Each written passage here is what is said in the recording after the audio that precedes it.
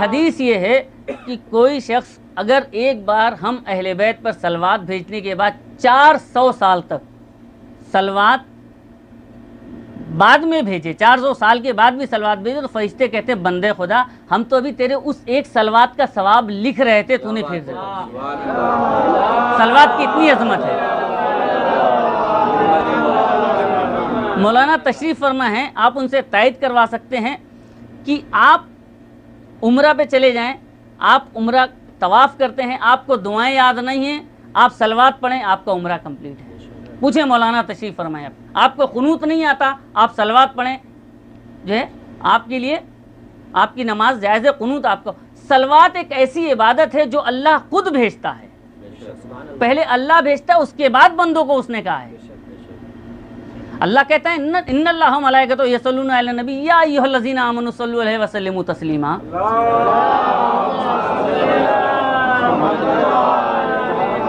کہ دیکھو ہم بھی صلوات بھیجتے ہیں، ہمارے ملائکہ بھی بھیجتے ہیں، اور تم بھی بھیجو۔ اچھا جب اس نے ہم سے کہا کہ تم بھی بھیجو، تو ہم نے کیا کہا اس سے؟ ہم نے کہا اللہم صلی علی محمد و آل محمد۔ اللہ ہم سے کہہ رہے کہ تم صلوات بھیجو، ہم نے کہا پروردگار آپ ہی بھیجیے، پروردگار تو ہی بھیج۔ کیوں؟ اس لیے کہ ان پہ صلوات بھیجنے کے لہجے کا توحید ہونا ضروری ہے۔ صلوات بھیجو محمد و آل محمد۔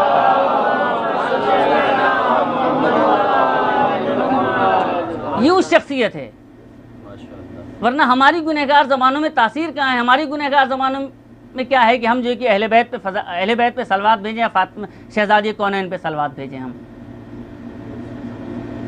تو عزیزان محترم، ہمیں ہمارے وقت کے امام کی معرفت حاصل کرنی چاہیے، اور ہونی بھی چاہیے کہ ہمارا امام ہے۔ آج ہم پہ اعتراض ہوتا ہے، دیکھیں ہم تو شہر جونپور میں رہتے، تو وہاں پہ اکثر جو ہے ایک محلہ ہے ملا ٹولہ، نامدار بھائی جانتے بھی ہوں گے، وہاں پہ اس طرح کی باتیں ہوتی ہیں، میں آپ کو کیا بتاؤں۔ وہاں پہ کہتے ہیں کہ شیعہ کہتے ہیں کہ ان کا امام غیبت میں ہے، غائب ہو چکا ہے۔ تو کیوں غائب ہے؟ کیوں غیبت میں ہے؟ اور امام اگر ان کا امام ہے تو دکھتا کیوں نہیں؟ یہ سوالات ہم سے ہوتے ہیں۔ تو عزیزان محترم، آپ نے نہیں سمجھا، آپ تاریخی بھول جاتے ہیں۔ آپ کہتے ہیں نا کہ ہمارا امام ہے تو دکھتا کیوں نہیں؟ تو اچھا یہ بتائیے کہ یہ تو ہمارا امامت کی 12ویں کڑی ہے، جو امامت کا پہلا شہزادہ مولائے کائنات کو رسول نے غدیر خم میں 1.25 لاکھ کے مجمع میں پہچانوایا تھا، آپ نے مانا تھا؟ آپ نے مانا تھا؟ نہیں مانا۔ تو جب آپ نے اس کو نہیں مانا تو اس کو کیا مانتے؟ اور آپ کہتے ہیں کہ آپ کا امام غائب ہے، آپ کا امام۔ یہ جملے میں اپنے نہیں کہہ رہا ہوں، یہ جملے وہاں پہ میں نے سنے اپنے کانوں سے، میں وہ جملے بتا رہا ہوں کہ وہ کہتے ہیں امام ان کا اتنا نعوذ باللہ ڈرتا ہے کہ وہ غائب ہے۔ عزیزان محترم، غیبت اسے نہیں کہتے، غیبت ہماری آنکھوں پہ پردہ ہے، امام پہ پردہ نہیں ہے، امام پہ پردہ نہیں ہے، ہماری آنکھوں پہ پردہ ہے۔ اللہ نے دیکھا تھا، اللہ نے کہا تھا کہ دیکھو ہم نے جو ہے رسول اسلام کے بعد ہم نے جو ہے امامت کی 12 کڑیاں، 12 شہزادے ہم نے منتخب کیے، جن میں سے ہم نے 11 تمہارے سامنے پیش کیے۔ تم نے کیا کیا ان کے ساتھ؟ تم نے کیا کیا؟ تمہارے طرف سے 2 تحفے ہیں، ایک زہر، دوسری تلوار۔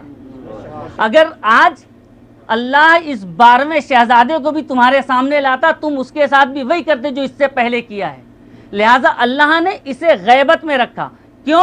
کہ جب ہادی رہے گا تو ہدایت ہوگی، اگر ہادی نہیں ہے تو ہدایت نہیں ہو سکتی۔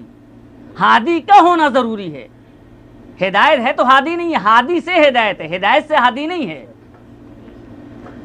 تو عزیزان محترم، یہ ہم پہ اعتراض ہوتے ہیں کہ آپ کا امام، اور غیبت انسان کو سمجھ میں آ ہی نہیں سکتی جب تک کہ وہ تھیم آف اسلام نہ سمجھے۔ غیبت ایسے نہیں سمجھ میں آئے گی، ہم نے کہہ دیا غیبت آپ کے نہیں سمجھ میں آتی، کیونکہ آپ نے اسلام کی تھیم پڑھی نہیں ہے، آپ نے اسلام کی تھیم سمجھی نہیں۔ تھیم آف اسلام ہے کیا؟ سب سے پہلے تھیم آف اسلام ہے جنگ۔ جنگ وہ بھی کب؟ جو آپ پہ مسلط کر دی جائے۔ ڈیفنس میں جنگ ہے، اٹیکنگ نہیں، ڈیفنس۔ آپ اٹیک نہیں کر سکتے، ڈیفنس میں جنگ کیجئے۔ اگر کہیں آپ دیکھیں سامنے سے کوئی آپ پہ اٹیک کر رہا ہے تو وہ اسلامی جنگ نہیں ہے، وہ حکومت کی، ملک کی سیاسی جنگ ہو سکتی ہے، اسلامی جنگ نہیں ہے وہ۔ اسلام نے ہمیشہ اپنے آپ کو بچانے کے لیے کہا ہے کہ اگر سامنے سے تم پہ وار ہو تب تم اپنے ڈیفنس کر سکتے ہو، وہاں پہ جنگ ہے۔ دوسری چیز کہ جب دیکھو جنگ نہیں ہو سکتی تو وہاں پہ آپ کمپرومائز کر لو، صلح کر لو۔ وہاں پہ آپ صلح کو، جیسے صلح حدیبیہ، جیسے صلح امام حسن، وہاں پہ امام حسن دیکھ رہے تھے کہ جنگ نہیں کر سکتے، اگر جنگ کریں گے تو مسلمانوں لاکھوں مسلمان ہزاروں مسلمان قتل ہو جائیں گے، اس لیے امام نے صلح کر لی۔ تیسری چیز ہے ہجرت، تیسری چیز ہے ہجرت، تھیم آف اسلام بتا رہا ہوں آپ کو میں، کہ پہلی ہے جنگ، دوسری ہے صلح، تیسری ہے ہجرت، کہ آپ جب دیکھ لیں کہ جنگ نہیں کر سکتے، صلح کے امکان نہیں ہے، تو آپ مائیگریٹ کر جائیں، آپ ہجرت کر جائیں وہاں سے۔ آپ دیکھ لیں اگر جنگ نہیں کر سکتے، صلح نہیں کر سکتے، آپ مائیگریٹ کر جائیں، آپ ہجرت کر جائیں۔ چوتھی ہے غیبت، کہ جہاں پہ جنگ نہیں ہو سکتی، صلح نہیں کر سکتے اور ہجرت نہیں کر سکتے، تو وہاں پہ ہے غیبت، تو یہ غیبت ہے۔ امام زمانہ غیبت میں اس لیے اللہ نے امام زمانہ کو غیبت میں رکھا، ہمارا امام ہم سے چھپا ہوا نہیں ہے، اور یہ تاریخوں میں بھی ہے کہ جب امام کا ظہور ہوگا کہ کتنے مومن ایسے ہوں گے، وہ یہ کہیں گے کہ ہم نے تو اس امام کے پیچھے نماز پڑھی، ہم نے امام کے ساتھ نماز پڑھی، ہم نے انہیں وہاں دیکھا، ہم نے انہیں وہاں دیکھا ہے۔ ہم نہیں پہچانتے امام کو، ہماری آنکھوں پہ پردے ہیں، ہم اس طرح بن تو جائیں تو ہم امام کو کیوں نہیں پہچانیں گے؟ ہم پہچان لیں گے، بالکل پہچانیں گے، پہلے ہم بنے تو ویسے۔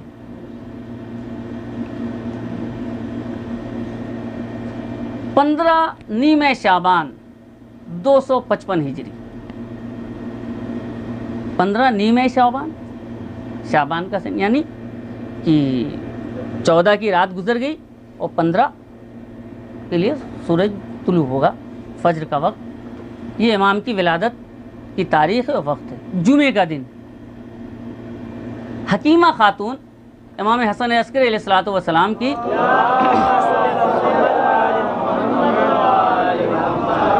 پھوپھی ہیں، وہ روایت کرتی ہیں کہ میں گھر سے نکلی، فرزند رسول سے رخصت لی کہ میں اپنے گھر جانا چاہتی ہوں، تو کہا کہ جب میں نے کہا فرزند رسول میں اپنے گھر جا رہی ہوں، تو کہا فرزند رسول نے کہا پھوپھی اماں آج کی رات آپ ہمارے گھر تشریف رکھیں، آج کی رات ہم یہیں رک جائیں۔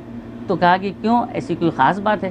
کہا پھوپھی اماں اس لیے کہ آج ہمارے گھر پہ اللہ کی 12ویں حجت کا ظہور ہونے والا ہے۔ امام حسن عسکری علیہ السلام کو حکیمہ خاتون کہتی ہیں کہ میں نے نرجس خاتون میں وہ دیکھا ہی نہیں تھا، وہ جو آثار ہوتے ہیں وہ ظاہر ہی نہیں تھا، ہم نے دیکھا ہی نہیں تھا، تو لہٰذا ہم بہت تعجب ہوا انہیں کہ کیسے ہو سکتا ہے۔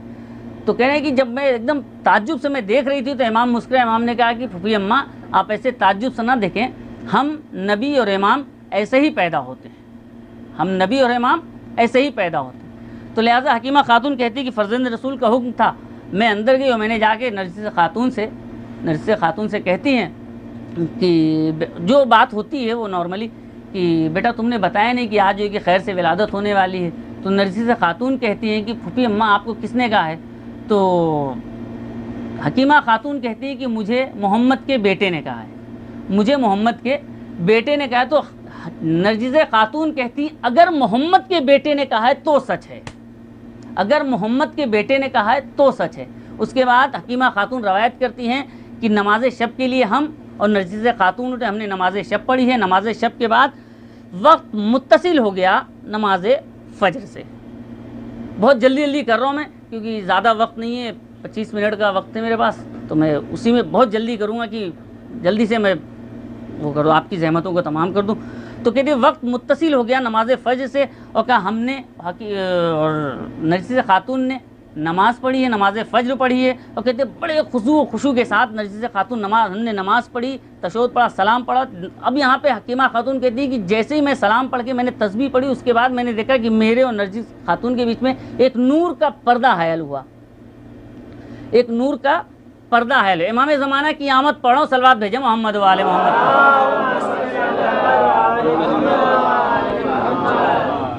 تو کہتے ہیں نور کا پردہ حائل ہوا، اور کہتی ہے ابھی کچھ لمحوں کے لیے نور کا پردہ، تو اس کے بعد کچھ لمحے بعد وہ جب نور کا پردہ غائب ہوا ہے تو انہوں نے کہا کہ میں نے دیکھا آغوش نرجس خاتون میں گلابوں کو شرما دینے والا شہزادہ ہے جس کی پہچانی سجدے میں ہے، اور وہ سجدے میں اس کے ہونٹوں سے جملہ جاری سبحان ربی الاعلی و بحمدہ۔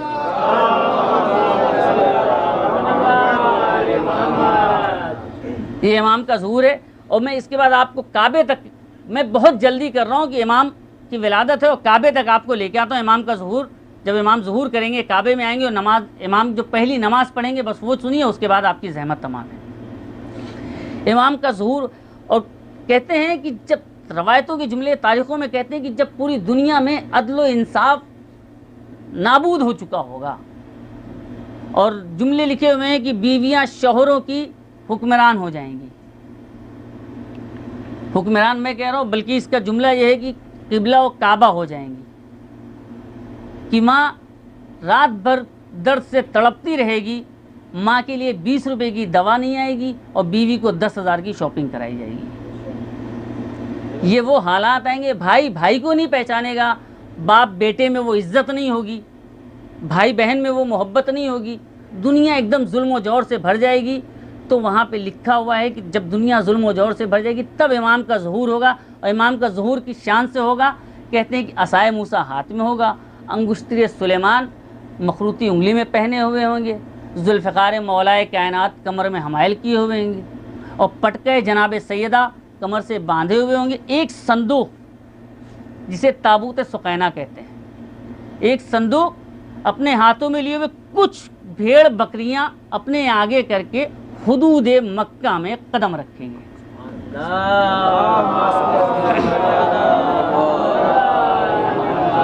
इमाम हुदूद मक्का में कदम रखेंगे और आने के, और अल्लाह कहता है मैंने कोई भी ऐसा नबी भेजा ही नहीं जिसने भेड़ों बकरियां न चराई हों। कहते हैं उसके बाद ऐन ज़ोहर के वक्त इमाम हुदूद हरम खाने काबा में अपना पहला कदम रखेंगे। भेड़ों बकरियां हटा देंगे, उसके पहला कदम अपना हरम काबा में रखेंगे। जैसे ही काबे में रखेंगे, काबे की दीवार से आवाज़ आएगी, अस्सलामु अलैका हुज्जत अल्लाह, अस्सलामु अलैका या हुज्जत अल्लाह। वहाँ लिखा हुआ है कि इमाम आएंगे, ज़ोहर की नमाज फुरादा पढ़ेंगे, पढ़ने के बाद जो असाए मूसा है उससे इस्तराहत करके खाने काबा की दीवार से टेक लगा के इस्तराहत फरमाएंगे। ऐन असर के वक्त 4 नबी इमाम की खिदमत में हाजिर होंगे, 2 आसमान से 2 ज़मीन से। जनाब ईसा चौथे आसमान से, जनाब इदरीस जन्नत से, जनाब खिज़्र जनाब इलियास ज़मीन से। इमाम की खिदमत, अल्लाह ने इन 4 नबी को जिंदा ही इसलिए रखा है कि ये 12वें की गवाही दे सके। क्यों? कि मासूम की गवाही कोई गैर मासूम दे ही नहीं सकता। तो ये 4 इमाम, 4 नबी इमाम की खिदमत में आएंगे। असर की नमाज होगी, 4 नबी के साथ इमाम नमाज पढ़ेंगे। अब मगरिब की जो नमाज है वो सुनिए, आपकी ज़हमत तमाम है। मगरिब की नमाज के लिए लिखा हुआ है कि मुसल्ले सज जाएंगे इमाम के पास, खाने काबा में बहुत बड़े मुसल्ले सज जाएंगे। अब एक किताब है, अहले सुन्नत आलिम दीन है डॉक्टर ताहिरुल क़ादरी, हमारे हिंदुस्तान में वो किताब मिलती है। किताब का नाम है कौल मोतबर फ़ी इमाम मुंतज़र। ये अहले सुन्नत हैं, उनका ये जुमला पढ़ रहा हूँ। वो कहते हैं जब मुसल्ले बिछ जाएंगे तो इमाम जनाब ईसा से कहेंगे, यब्ना मरियम आगे बढ़ें, मुझे नमाज पढ़ाएं। सुनिएगा, नतीजा आपको दे रहा हूँ, बहुत ही बेहतरीन नतीजा है, उसके बाद आपकी ज़हमत तमाम। इमाम ज़माना क्या कहेंगे? यब्ना मरियम आगे बढ़िए, नमाज पढ़ाइए। ताहिरुल क़ादरी अपनी किताब में लिखते हैं जैसे ही इमाम के लबों से जुमला निकलेगा जनाब ईसा काँपने लगेंगे, जनाब ईसा काँपने लगेंगे। इमाम कहेंगे यब्ना मरियम क्या बात है? तो उन्होंने कहा कि यब्ना फ़ातिमा ज़हरा, आप फ़ातिमा के बेटे हैं और मैं आपको नमाज पढ़ाऊँ, मैं आपको नमाज पढ़ाऊँ? मैं आपको नमाज नहीं पढ़ा सकता यब्ना मरियम। क्यों? इसलिए कि आप फ़ातिमा ज़हरा के बेटे हैं और मैं उनकी कनीज़ मरियम का बेटा हूँ। पूरी तवज्जो, आप फ़ातिमा ज़हरा के बेटे हैं, मैं उनकी कनीज़ मरियम का बेटा हूँ। अब मैं सबसे पूछना चाहता हूँ, बताओ मुझे ईसा है कौन? ईसा नबी हैं, उलुल अज़्म पैगम्बर हैं, साहिब शरीयत हैं, साहिब किताब हैं, और ईसा की माँ मरियम मासूमा है। ईसा की माँ मरियम मासूमा है, इतनी पाको पाकीज़ा बीबी है कि उसका कफू नहीं था, अल्लाह ने उसकी शादी ही नहीं होने दी, बगैर शादी के बेटा दिया है। इतनी मासूमा बीबी है कि अल्लाह ने उसे अपने घर में रखा है। इतनी मासूमा बीबी है कि अल्लाह ने उसके लिए कुरान में पूरा सूरह नाजिल किया है। मासूमा माँ का बेटा, मासूमा माँ का बेटा, ताहिरा माँ का बेटा, तैयबा माँ का बेटा मरियम का, तैयबा माँ का बेटा मरियम का बेटा ईसा, जब अली के 11वें बेटे को नमाज नहीं पढ़ा सकते तो अरब के उन जाहिल माओं के बेटे अली को नमाज कैसे पढ़ा सकते? नारे हैदरी, नारे खैबरी, नारे बूजरी, नारे सफदरी, आवाज़े बुलंद नारे सलवात।